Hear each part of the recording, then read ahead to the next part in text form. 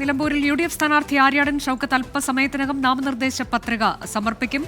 നൂറുകണക്കിന് പ്രവർത്തകരുടെ അകമ്പടിയോടെയാണ് പ്രകടനമായി റോഡ് ഷോയായി സ്ഥാനാർത്ഥിയും നേതാക്കളും താലൂക്ക് ഓഫീസിലേക്ക് എത്തിച്ചേരുന്നത്. റാഫി കരീം വിശദാംശങ്ങളുമായി. റാഫി, എപ്പോഴാണ് നാമനിർദ്ദേശ പത്രിക സമർപ്പണം? നേരത്തെ ഒരു ചെറിയ കയ്യാങ്കളിയിലേക്കൊക്കെ കാര്യങ്ങൾ എത്തിയിരുന്നു. രണ്ട് പേരുടെയും പ്രവർത്തകർ അണികൾ ഒരേ ഇടത്ത് സംഗമിച്ചെത്തുമ്പോൾ ഇപ്പോൾ അതെല്ലാം കഴിഞ്ഞ് UDF പ്രവർത്തകർ താലൂക്ക് ഓഫീസിലേക്ക് എത്തിച്ചേരുകയാണോ? അനുജ, അല്പസമയത്തിനകം UDF പ്രവർത്തകർ താലൂക്ക് ഓഫീസിലേക്ക് എത്തിച്ചേരും. ഇപ്പോൾ ഈ റാലി, വാഹന പ്രചരണ റാലി, ഈ പത്രിക സമർപ്പിക്കുന്നതിന് വേണ്ടി മുന്നോട്ട് നീങ്ങുന്നത് അത് നിലമ്പൂർ നഗരം പിന്നിട്ടിരിക്കുകയാണ്. നിലമ്പൂർ നഗരത്തിൽ വെച്ചായിരുന്നു LDF UDF പ്രവർത്തകർ നേർക്കുനേർ വന്നത്.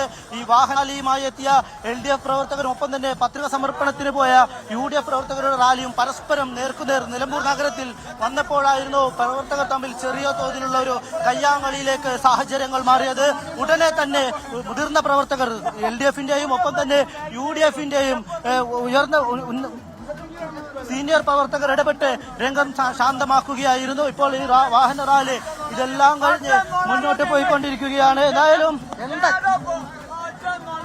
വാഹന റാലി മുന്നോട്ട് വരുന്ന അല്പസമയത്തിനകം ഈ റാലി നിലമ്പൂരിലെ താലൂക്ക് ഓഫീസിലേക്ക് എത്തും. അവിടെ ഉപഭരണാധികാരിക്ക് മുന്നിൽ വെച്ച് ഈ പത്രിക സമർപ്പണം നടക്കും. അല്പസമയത്തിനകം ഈ റാലി താലൂക്ക് ഓഫീസിലേക്ക് എത്തുകയാണ്. എന്തായാലും വലിയ ആവേശത്തിലാണ് UDF പ്രവർത്തകരുള്ളത്. UDFന്റെ എല്ലാ നേതാക്കളും ഈ റാലിക്കൊപ്പമുണ്ട്. ആര്യാടൻ ഷൗക്കത്തിനൊപ്പം അണിനിരന്നിട്ടുണ്ട്.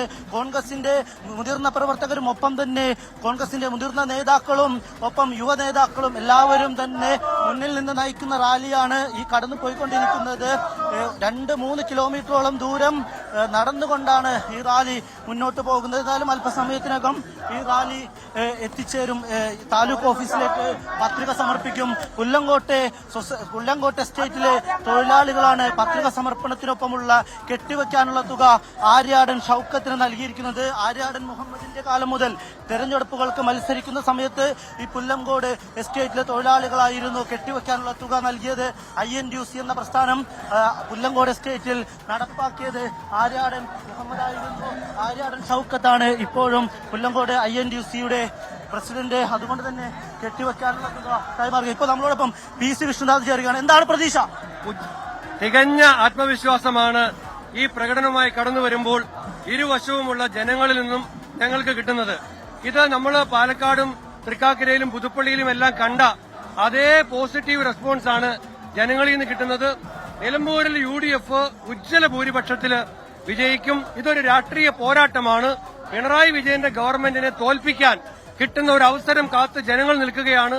അവരുടെ പ്രതികരണം, അവരുടെ പ്രതിഷേധം ഈ തെരഞ്ഞെടുപ്പിൽ UDFന് അനുകൂലമായിട്ടുണ്ടാകും. ഈ തെരഞ്ഞെടുപ്പ് നോമിനേഷൻ റാലി തന്നെ അതിന്റെ വ്യക്തമായ ഉദാഹരണമാണ്. പാലക്കാടും ഒപ്പം തന്നെ തൃക്കാക്കരയും ഒപ്പം പുതുപ്പള്ളിക്കും എല്ലാം അപ്പുറം ഇവിടെ സ്വന്തം സ്ഥാനാർത്ഥിയാണ് CPM നിർത്തിയിരിക്കുന്നത്. പാർട്ടി ചിഹ്നത്തിൽ M സ്വരാജ് തന്നെ മത്സരിക്കുമ്പോൾ എങ്ങനെയാണ് ഈ മത്സരത്തെ UDF നോക്കി കാണുന്നത്? ഈ തെരഞ്ഞെടുപ്പ് പ്രധാനമായിട്ടും ഗവൺമെന്റിനെതിരായിട്ടുള്ള ഭരണവിരുദ്ധ വികാരമാണ്. അപ്പോ ഈ ഭരണവിരുദ്ധ വികാരത്തില് മറ്റ് സ്വതന്ത്ര ചിഹ്നങ്ങള് ഈ പറഞ്ഞ പുസ്തകം, ഫുട്ബോള്, TV ഒക്കെ ആയിരുന്നെങ്കിൽ ജനങ്ങളുടെ പ്രതിഷേധം കുറച്ച് കുറഞ്ഞേനെ. അതുകൊണ്ടാണ് അവര് പാർട്ടി ചിഹ്നം ഒഴിവാക്കാൻ നോക്കിയത്. പാർട്ടി ചിഹ്നത്തിൽ വരുന്നതോടുകൂടി സർക്കാരിന് ഈ ചിഹ്നം കാണുന്നതോടുകൂടി ജനങ്ങൾക്ക് സർക്കാരിനെയാണ് ഓർമ്മ വരുന്നത്. അപ്പോ ഈ ആശാ വർക്കർമാരും അംഗനവാടിക്കാരും പെൻഷൻ കിട്ടാത്ത നിർമ്മാണ തൊഴിലാളിയും ജോലി കിട്ടാത്ത PSC പരീക്ഷ എഴുതിയവരും വന്യമൃഗ ശല്യത്തിൽ ദുരിതമനുഭവിക്കുന്ന നാട്ടുകാരുമെല്ലാം ഈ ചിഹ്നം കാണുന്നതോടുകൂടി സർക്കാരിനെതിരായിട്ടുള്ള കടുത്ത വികാരം അവർക്കുണ്ടാകും. അപ്പോൾ സാധാരണയിൽ കൂടുതൽ ഭൂരിപക്ഷം കിട്ടാൻ പോകുന്നത് ഈ ചിഹ്നം കൂടി വന്നുകൊണ്ടാണ്. അൻവർ രാജിവെച്ച ഒഴിവിലേക്കാണ് തെരഞ്ഞെടുപ്പ് നടക്കുന്നത്. അൻവർ ഒരു പ്രധാനപ്പെട്ട ഘടകമാവുകയാണ് മണ്ഡലത്തിൽ. അൻവർ ഇപ്പോൾ UDFുമായി സഹകരിക്കുന്നില്ല എന്ന് പ്രഖ്യാപിക്കുന്ന സാഹചര്യത്തെ എങ്ങനെയാണ് കാണുന്നത്? UDFന് ഏതു സാഹചര്യത്തിലും ഈ മണ്ഡലം ജയിക്കാൻ കഴിയും. ഇവിടെ ഒരു MLA, ഭരണകക്ഷി MLA സർക്കാരിനെതിരെ പറഞ്ഞ കാര്യങ്ങളുണ്ട്. ആ കാര്യങ്ങൾ പറഞ്ഞുകൊണ്ടാണ് അദ്ദേഹം രാജിവെച്ചത്. ആ നിലപാട് എന്തായാലും രാജിവെച്ചപ്പോൾ പറഞ്ഞ കാര്യങ്ങൾ നിലനിൽക്കുകയാണ്. അത് സർക്കാരിനെതിരായി തന്നെ നിൽക്കുകയാണ്. UDFന്റെ നിലപാടിൽ മാറ്റമില്ല. അല്ല, UDF എല്ലാവരെയും ഉൾക്കൊള്ളും. ഞങ്ങള് ഒരു വാതിലും ആർക്കും മുമ്പിൽ അടച്ചിട്ടില്ല. പക്ഷെ ഞങ്ങൾക്ക് ഞങ്ങളുടെ പ്രവർത്തനങ്ങളുമായി മുന്നോട്ട് പോകണം. അത് ഞങ്ങൾ ഷെഡ്യൂൾ ചെയ്ത പ്രകാരം പോയിക്കൊണ്ടിരിക്കുകയാണ്. തീർച്ചയായും അൻവർ എന്ന ഘടകം പരിഗണിക്കുന്നില്ല നിലവിൽ എന്നുള്ളതാണ് ഈ കോൺഗ്രസ് നേതാക്കളും UDF നേതാക്കളും ഒന്നടങ്കം പറയുന്നത്. അല്പസമയം മുൻപ് ഈ റാലി ആരംഭിക്കുന്നതിന് മുൻപ് നമ്മൾ ആര്യാടൻ ഷൌക്കത്തുമായി സംസാരിച്ചിരുന്നു. അൻവറിന്റെ നിലപാട് ഏത് രീതിയിൽ സ്വാധീനിക്കുമെന്ന് ചോദിച്ചപ്പോൾ അൻവറിന്റെ നിലപാട് തനിക്ക് ആത്മവിശ്വാസം കൂട്ടുന്നതാണ് എന്നാണ് ആര്യാടൻ ഷൌക്കത്ത് 24-നോട് പറഞ്ഞത്. എന്തായാലും വലിയ പ്രതീക്ഷയിലാണ് UDF നേതൃത്വം ഒന്നടങ്കമുള്ളത്.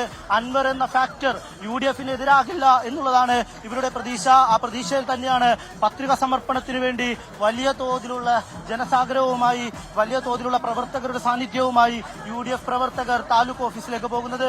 അല്പസമയത്തിനകം ഈ പ്രവർത്തകർ താലൂക്ക് ഓഫീസിലേക്ക് എത്തും.